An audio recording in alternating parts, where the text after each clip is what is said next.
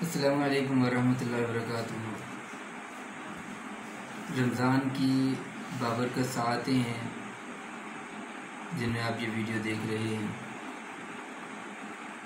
اور ان رمضان کی بابرکت ساعتوں میں یقیناً کوشش یہی ہوتی ہے کہ انسان برے اعمال گناہوں سے بچے، نیک اعمال کی کثرت کرے۔ نیک اعمال کرنا اور گناہوں سے بچنا زیادہ آسان ہو جاتا ہے، خاص طور پر گناہوں سے بچنا زیادہ آسان ہو جاتا ہے جب اس کے کچھ نقصانات کا اندازہ ہو جائے۔ اب کچھ نقصانات جو ہیں وہ میں آپ سے شیئر کرنا چاہ رہا ہوں۔ ایک پوری لمبی تفصیل ہے لیکن چند آپ سے شیئر کرنا چاہ رہا ہوں، اور کوشش کیجئے کہ ان کو آپ کبھی دہرا لیں، دوبارہ ویڈیو سن لیں، بار بار دہرا لیں، تاکہ آپ کو استحضار ہو اور گناہوں کو چھوڑنا آسان ہو جائے۔ پہلی بات یہ کہ ایسے علم سے انسان محروم ہو جاتا ہے جس سے فائدہ ہونا ہوتا ہے۔ معلومات بہت ہوتی ہیں لیکن جس وقت پر جس معلومات کی علم کی ضرورت تھی وہ علم اس وقت کام ہی نہیں آتا، ذہن میں نہیں آتا، یا اس سے فائدہ ہی نہیں اٹھا پاتا۔ دوسری بات یہ کہ انسان کی معیشت تنگ کر دی جاتی ہے، انسان کی معیشت تنگ کر دی جاتی ہے، اس کا روزگار میں مشکلیں پیدا ہو جاتی ہیں، اس کی کمائی میں تنگی آ جاتی ہے اور اس کی زندگی تنگ ہونا شروع ہو جاتی ہے۔ اسی طرح تیسرا نقصان، انسان اللہ سے دوری کی طرف آنا شروع ہو جاتا ہے، اللہ سے دوریاں بڑھنی شروع ہو جاتی ہیں، یہاں تک کہ مخلوق سے بھی وحشت اور دوری ہونا شروع ہو جاتی ہے، اور اسی طرح کامیابی کے جو دروازے ہیں وہ اس کے لیے بند کر دیے جاتے ہیں، بند ہو جاتے ہیں، یہاں تک کہ کام ہوتے ہوتے رہ جاتے ہیں۔ اسی طرح چہرے کے نور سے انسان کو محروم کر دیا جاتا ہے،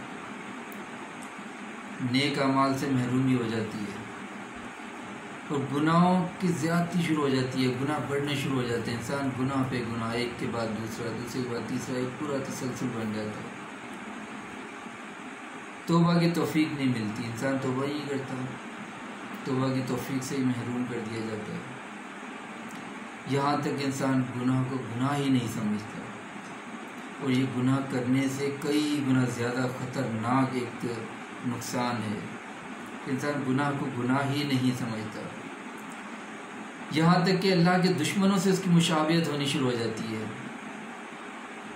جیسے اللہ کے دشمن ہوتے ہیں ظاہر میں باطن میں، ویسے ہی وہ ظاہر و باطن میں اللہ کے دشمنوں کے قریب قریب ویسا ہونا شروع ہو جاتا ہے، اور اس کی عقل ٹھکانے نہیں رہتی، اس کی عقل ٹھکانے نہیں رہتی۔ وَلَا تَكُونُوا كَالَّذِينَ نَسُوا اللَّهَ فَأَنسَاهُمْ أَنفُسَهُمْ، وہ اپنے آپ کو بھول جاتے ہیں، اس کی عقل ہی ٹھکانے نہیں رہتی، اسے عقل سلیم جو سلامتی والی عقل ہے وہ چھین لی جاتی ہے، اور فرشتوں کی دعاؤں سے بھی وہ بندہ محروم کر دیا جاتا ہے، ورنہ فرشتے ہر وقت دعا کرتے رہتے ہیں۔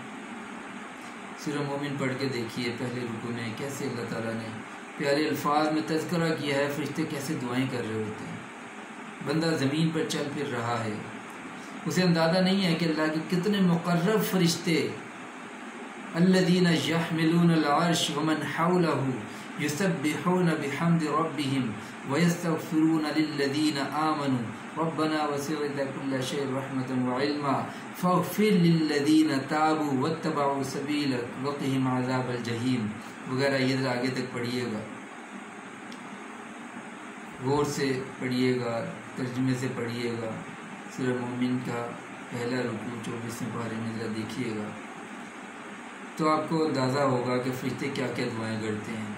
فرشتوں کی دعاؤں سے محرومی ہو جاتی ہے گناہوں کی وجہ سے، اور شرم اور غیرت حیا یہ ختم ہو جاتی ہے، شرم نہیں رہتی، کوئی جھجک نہیں رہتی، گناہ پہ گناہ، کوئی شرم نہیں، گناہ کر رہے ہیں کوئی احساس ہی نہیں، اور غیرت ہی نہیں، ایمانی غیرت ختم ہونا شروع ہو جاتی ہے، اور اللہ کے ہاں اسے برے القاب سے پکارا جانا شروع ہو جاتا ہے۔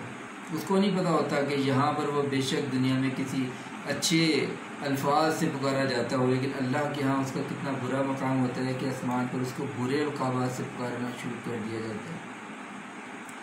ہر وقت اس پر شیطان مسلط رہتا ہے، ہر وقت اس کا ذہن شیطانی سوچوں کا مرکز اور آماج کا بنا رہتا ہے۔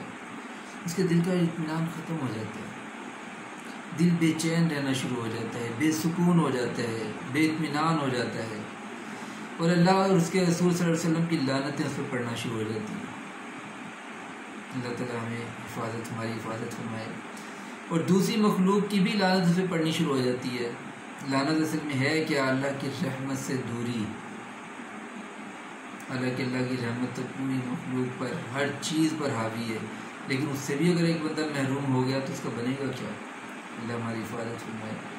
اور وہ بندہ اللہ کی نگاہوں سے گر جاتا ہے،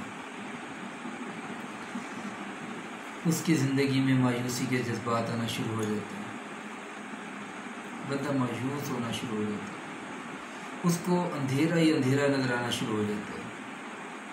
حالانکہ مایوسی تو شدید بہت بڑا گناہ ہے، شدید نافرمانی ہے۔ لا تقنطوا من رحمت اللہ، یہاں تک کہ اللہ نے فرمایا ولا تیأسوا من روح اللہ انہ لا ییأس من روح اللہ الا القوم الکافرون۔ کافروں کے علاوہ کون مایوس ہو سکتا ہے؟ اور جب بندہ گناہ کرتا کرتا کرتا اس لیول پر آتا ہے تو پھر مایوسی کے جذبات آنا شروع ہو جاتے ہیں، اور مرتے وقت انسان کلمہ نہیں پڑھ پاتا، مرتے وقت انسان کی زبان سے کلمہ ہی ادا نہیں ہوتا۔ یہ بہت بڑا نقصان ہے۔ تو اس لیے یہ چند گناہ میں نے آپ سے شیئر کیے ہیں، ورنہ تو گناہ کے اثرات جو ہیں بے شمار ہیں، تو ان میں سے چند ایک آپ سے یہ شیئر کیے ہیں۔ تو ان کو ذرا سوچیے گا، دوبارہ سن لیجئے گا، دوبارہ اس کو غور کر لیجئے گا، تو ان سارے گناہوں سے بچنے کے لیے، یہ ان نقصانات سے بچنے کے لیے گناہ چھوڑ دیں۔ وَذَرُوا ظَاهِرَ الْإِثْمِ وَبَاطِنَهُ، کہ اور ظاہر اور باطن جو بھی گناہ کرتے ہیں ان سب کو چھوڑ دو۔ کہیں پر وَمَنْ أَعْرَضَ عَنْ ذِكْرِي فَإِنَّ لَهُ مَعِيشَةً ضَنْكَ وَنَحْشُرُهُ يَوْمَ الْقِيَامَةِ أَعْمَى۔ اس طرح کہیں الفاظ ملتے ہیں، کہیں پر کچھ اور الفاظ اس طرح کے ملتے ہیں۔ تو اسی لیے ان تمام جو وبال ہیں ان سے بچنے کے لیے آج اسے گناہوں کو چھوڑنے کا تہیہ کر لیں۔ لیکن اگر گناہ ہو جائے پھر توبہ کر لیں، پھر گناہ ہو جائے پھر توبہ کر لیں، گناہ ہوتے رہے کوئی مسئلہ نہیں۔ مسئلہ ہے تو اس بات پر کہ توبہ چھوٹ جائے، توبہ نہ چھوٹنے دیں، توبہ نہ چھوٹنے دیں۔ گناہ چھوٹتے ہیں، چھوٹے نہیں چھوٹتے نہ چھوٹیں، لیکن توبہ نہ چھوٹے، اور توبہ کوشش کریں دل سے کریں۔ انشاءاللہ ایک دن ضرور ایسا آئے گا کہ جب آپ اللہ کے وہ مقرب بندے انشاءاللہ ضرور بنیں گے۔ تو اسی لیے صرف آپ نے مقرب نہیں بننا، میرے لیے بھی دعا کیجیے گا۔ تو اگر یہ پیغام سمجھ آیا ہے لائک کیجیے، دوسروں کے ساتھ شیئر کیجیے، تاکہ دوسروں کی بھی کچھ فائدہ ہو سکے، اور مجھے دعاؤں میں بھی یاد رکھیے گا۔ اگلی ویڈیو تک کے لیے آج اس کو اجازت دیجیے۔ السلام علیکم ورحمۃ اللہ۔